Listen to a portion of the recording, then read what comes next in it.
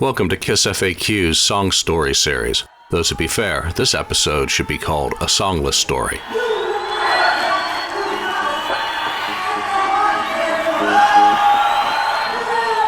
In this special episode, we'll focus on Kiss coming alive, the period leading to the release of their seminal Alive album in 1975.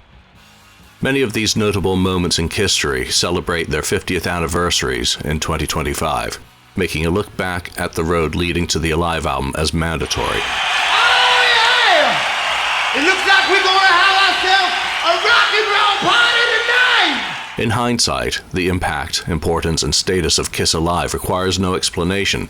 It only requires celebration. It's the panacea for any ill affecting a Kiss fan. Take 2 Alives and call us in the morning. Repeat doses necessary. There is no possibility of an overdose. Forget the doctor of love, because this is the real cure you've been looking for. Right, stop that! Silly! Okay, enough of that silliness. But to provide a brief synopsis, the album finally captured the energy buried within the studio recordings from the group's first 3 albums. Distilled through the engineering genius of Eddie Kramer, it was literally lightning in a bottle. It was musical fission, an absolute genius. And in conjunction with Donna Summer's Love to Love You Baby, Casablanca stormed into contention as a legitimate independent record label with more than just hype. Dressed to Kill had hit the Billboard Top 200 at position 182 on April the 19th and had climbed to 87 by May the 10th.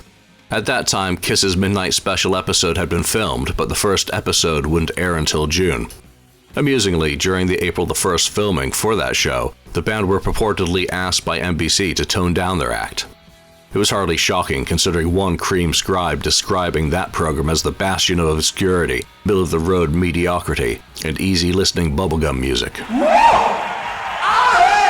But for Kiss, it was their sole national television appearance during 1975.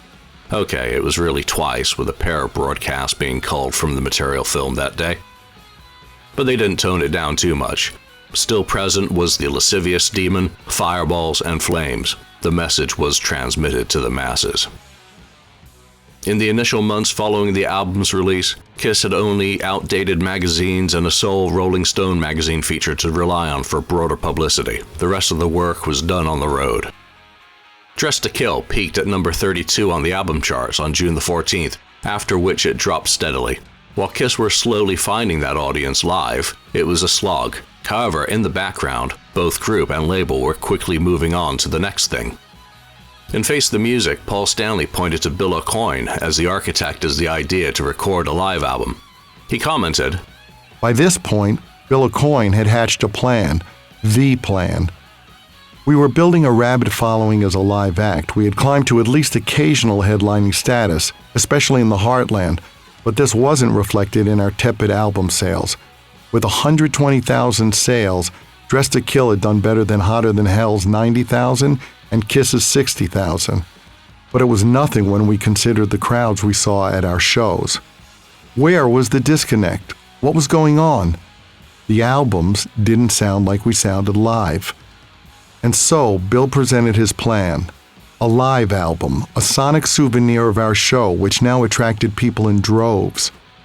As a model, he held up a live album by Uriah Heep that had helped that British band establish themselves.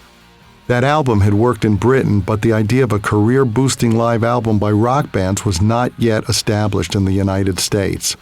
This was all before live albums made the careers of Peter Frampton, Cheap Trick, and Bob Seger, to name a few. And you might also add to that list the mighty Slade Alive, which had been released in 1972. Bill's recollections appeared in the Kiss Alive box set, with him stating, "I figured if anything could kick the group off, it was a live album. I had a gut feeling that it would work. A live album was completely contrary to the current trend at the time. Everyone said that live albums hadn't sold for years and wouldn't sell in the foreseeable future. That was the sort of gamble that also appealed to Neil Bogart. Never say something can't be done, particularly when he needed a constant stream of product to keep Casablanca's hopes alive." Both the label and band knew that what Kiss delivered on stage couldn't be replicated or captured in the studio. A Kiss concert, though, was a party, an event. It made sense to both commemorate that and bring it into the homes of those who had heard the group but had not yet experienced Electric Communion. I want to know how many people here tonight believe in rock and roll.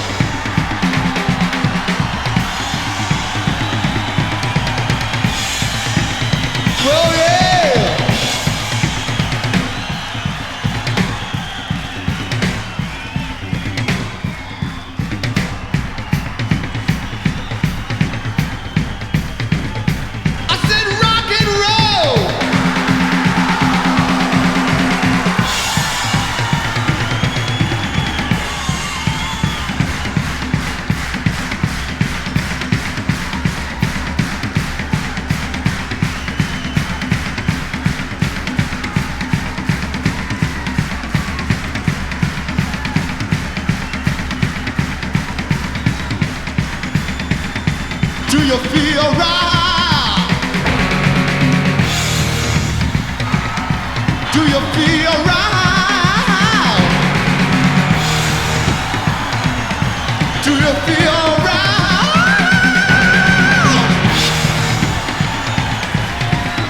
Do you feel right, baby?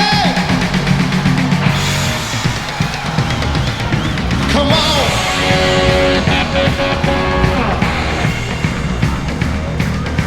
Come on.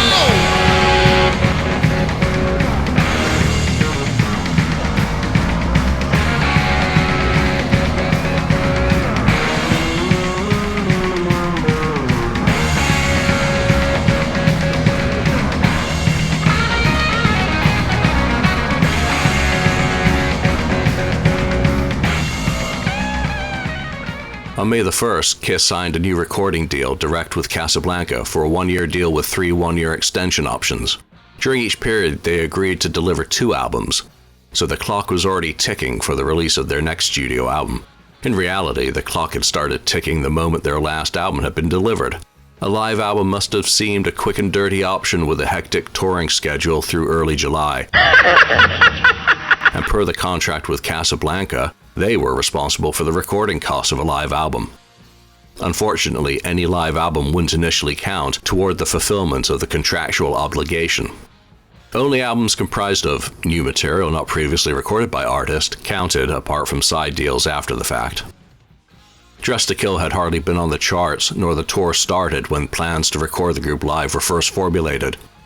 At that time, there were just 3 album tracks in the set, and those didn't yet include Rock and Roll All Night. Nor did the group have their new costumes. Promotional materials for the album either used the cover photo or earlier shots in their Hotter Than Hell outfits. The tour saw the band forcing their way up the rock and roll hierarchy, elbowing the competition aside with an unending belief in their live show and destiny. By early May, Dressed to Kill had reportedly sold 175,000 copies. However, an internal Casablanca royalty statement indicates that 112,000 royalty-bearing LPs had been sold. There's no mention of cassette tape earnings for the title. But everything hinged on the group's visit to Detroit for an engagement at Cobo Hall, which was being set up as a big jump into a venue of significant capacity. There they debuted their new Moonstone-designed costumes. Concurrently, Neil Bogart was also repositioning Casablanca as he continued to dig the label out of the Magic Moments debacle and the separation from Warner Brothers. He'd secured distribution deals with EMI in Europe and Victor in Japan, and the first product from the label was starting to be released in those markets. This broadened Kiss's legitimacy, and while they hadn't yet toured outside of North America, plans were being made. Those plans relied on the filming of a Kiss promotional film for use in markets where Kiss couldn't visit or would hopefully be visiting. It would serve as a visual business card, allowing for clips of their performance to be shown to properly illustrate the Kiss experience. With new costumes ready for final fitting, starting on May the 14th, Kiss spent 2 days at the Michigan Palace filming promotional films for Rock and Roll All Night and Come On and Love Me. One of the greatest parts of Alive's history has long been the mystery surrounding the recordings captured for the album and the amount of work that was done in the studio after the fact. It's long been known, and the reasons understood, that studio enhancements were performed to translate the raw audio into a proper presentation of a Kiss concert. So that leaves the shows themselves. The details of the individual shows, while not suppressed, have so far remained uncovered or unpublicized by historic audio and musical archaeologists. Other than 5 shows were recorded for Alive as a sentence, what is actually known about the shows? Musically, not a whole lot. On May the 16th, 1975, the first concert was recorded for what became Alive. For some time, it was just an unnamed live album. Cobo was an appropriate location for that first recording. Not only did the band have a connection with the Motor City, but promoter Steve Glantz believed in them. He told Circus Magazine, "They have that audience hypnotized." He continued, "That's the kind of control they have. That's why their following is so strong and indestructible. That's why there's no question in my mind that they have something I've never seen any other group have." Eddie Kramer used Metro Audio's remote van, with Electric Lady's Dave Whitman coming in to engineer. The same truck had been used to record the Jay Giles Band live Full House and later Bob Seger's live Bullet albums. Perhaps shockingly, the Detroit show was the only of the 5 that Eddie recorded directly. This led to challenges later with differing technical arrangements by different recording engineers, leading to disparate track utilizations on the master tapes. Each hall had different sonic characteristics, and the number of external factors impacting the recording were infinite. Eddie was transformed from a cook to a chef to a wizard to assemble what may have been a disjointed jumble of jigsaw pieces. Ultimately, that's why Eddie Kramer was there. Larry Harris recounted in And Party Every Day that Rock Bottom was used to open the show. The song's acoustic intro was played from tape as an accompaniment while the members marched from their backstage dressing rooms to commence their sonic assault as the song transformed into its up-tempo half. The song probably didn't work well in that role, and it's surprising that the band would change things up so dynamically for such an important occasion. It's not currently known whether other songs performed, such as Two-Timer or Let Me Know, were performed as part of the set or the soundcheck. As their press kit publicity later proudly stated, as Kiss's reputation spread, headliners began to follow the group on stage. It became apparent to all that Kiss were on their own. Kiss headlined for the first time in May 1975 at Detroit's Cobo Hall. The house sold out. Kiss played to a capacity crowd of 12,500 and the box office had to turn away many fans who had come hoping to find tickets at the last minute. Suddenly, with the frenzied motion, bizarre makeup, costumes, effects, and hard-driving music, they had made it.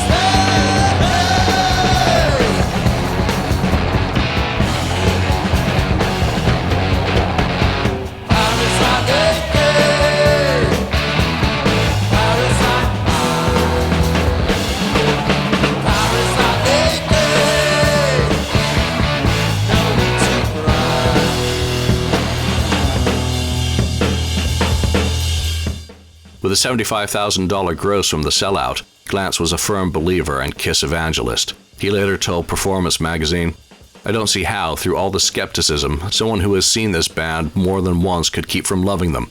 Kiss gets the crowd so excited you can't help but feel it yourself." Kiss honored Steve with a Rockefeller Award for his efforts on their behalf. As Paul Stanley noted, "He treats us with as much respect now as a headlining act as he did last year when we were fourth on the bill." Gene added, "It's our way of showing appreciation to someone who has greatly helped our careers."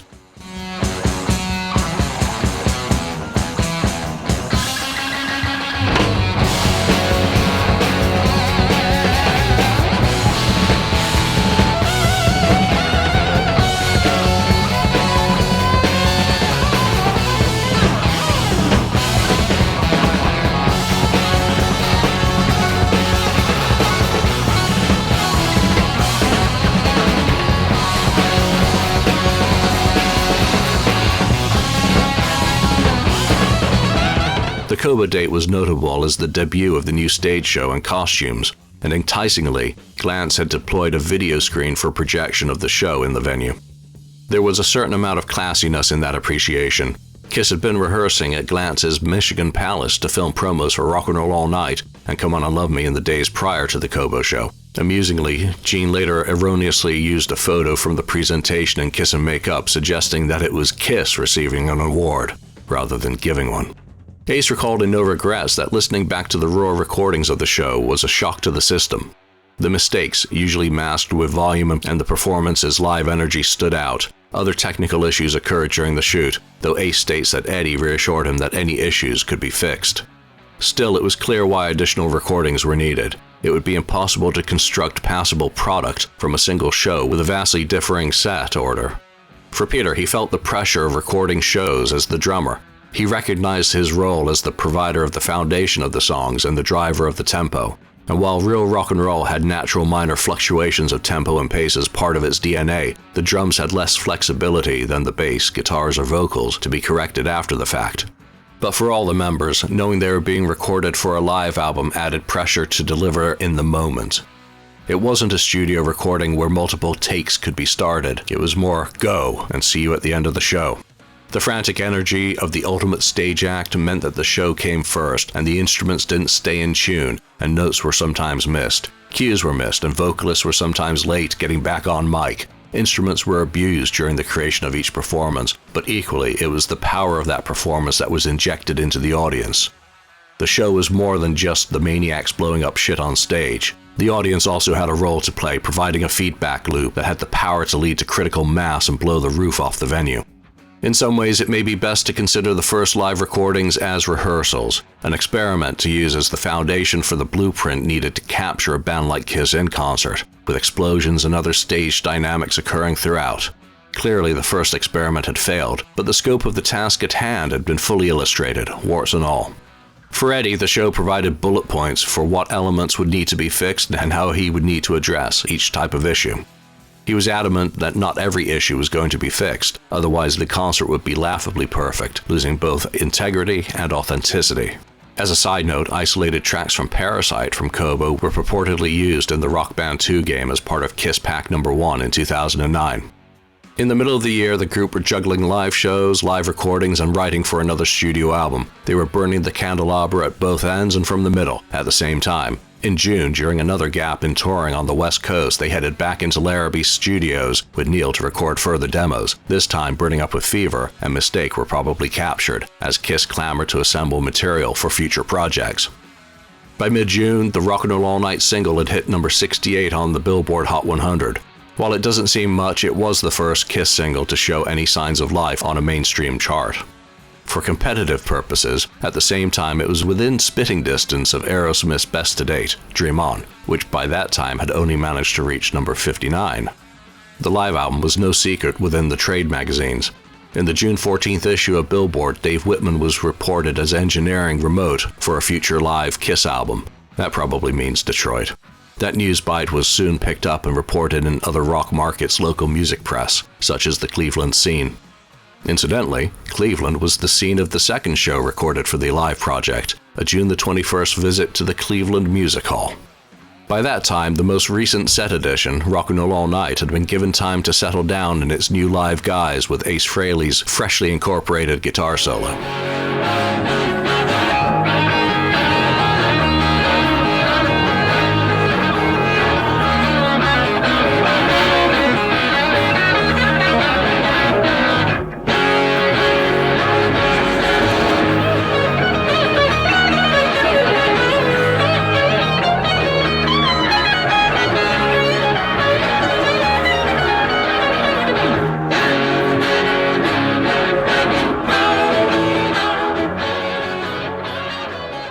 Presumably, the set had also settled down, and there were no further experimentations with the opening song.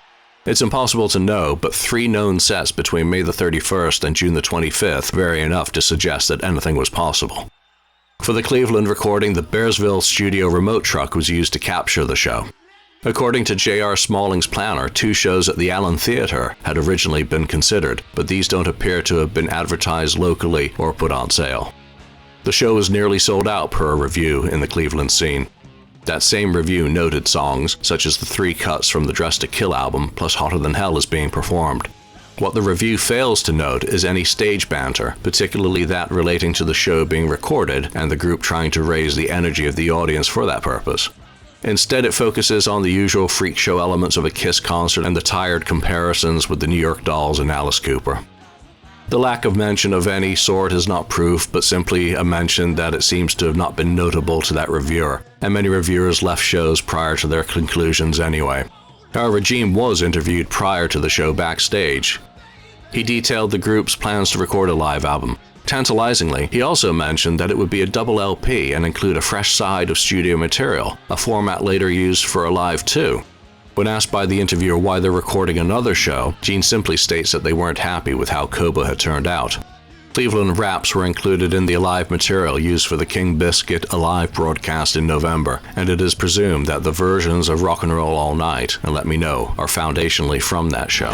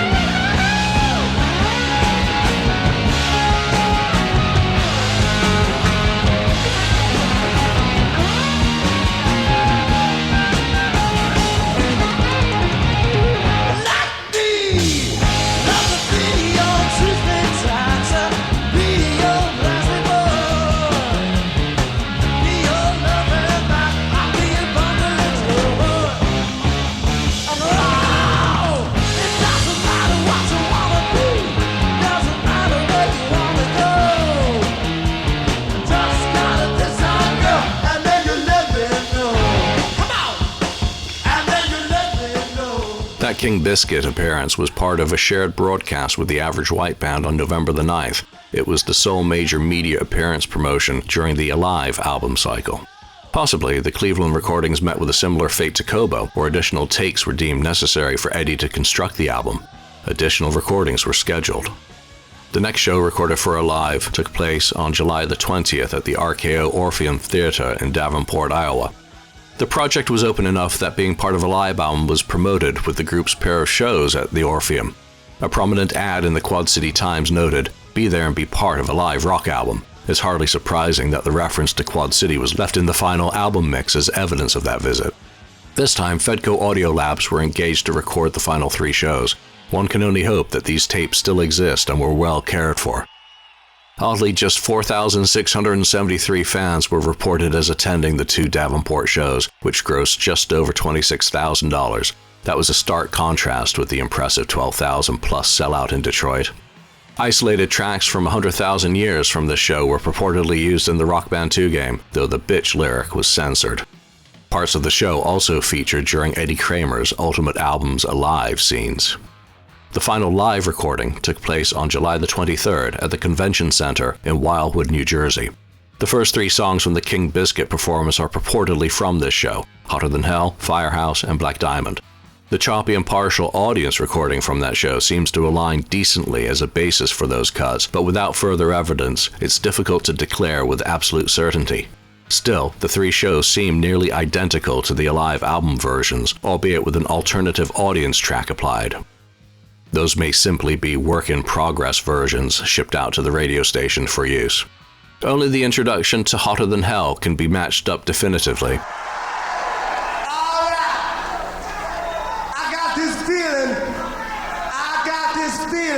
When we came flying in this afternoon, it was so sunny, I thought we were gonna fry alive. And I got that feeling here tonight. I just know if we work hard enough on our rock and roll, we gotta get this place hotter than hell. Isolated tracks from Deuce from this show were used in the Rock Band 2 game. The full song features part of the strange intro used at the show, heavily distorted on the audio recording.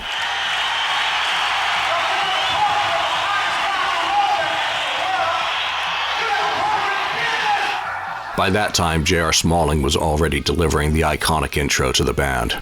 You know it, we say it, we shout it out loud. You wanted the best, you got the best. Hottest band in the land! Yeah! By the end of July, with the band in Electric Lady Studios cleaning up the recordings, the schedule for the rest of the year was set. As soon as they finished work on Alive, they'd start pre-production with Bob Ezrin for the next studio album, and tour, then rehearse and record more, and tour. With almost insane scheduling, it was planned that Kiss would record 4 new songs with Bob the first week of September, from which a new single would be culled. More shockingly, perhaps, is that during that window, Kiss did manage to record songs, such as Flaming Youth, Do You Love Me, God of Thunder, and Great Expectations. It's not clear if these or the June Larrabee demos were intended for possible use for a studio side of Alive, but most eventually found release in some form. Unreleased, the album gained traction rapidly. For Casablanca, they had finally hit pay dirt.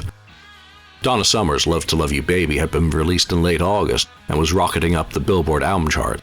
It peaked at number 11. Alive bettered it, reaching number 9. Casablanca reported $5 million in album sales for the period September to November.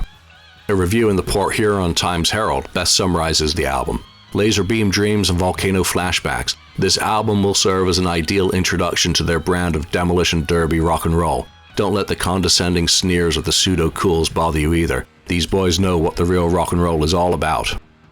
Gene summed up the resultant molten slab of live music in Kiss and Make Up. What we wanted and what we got was proof of the band's rawness and power.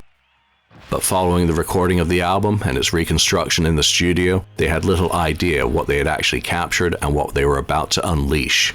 But that is a story for another day.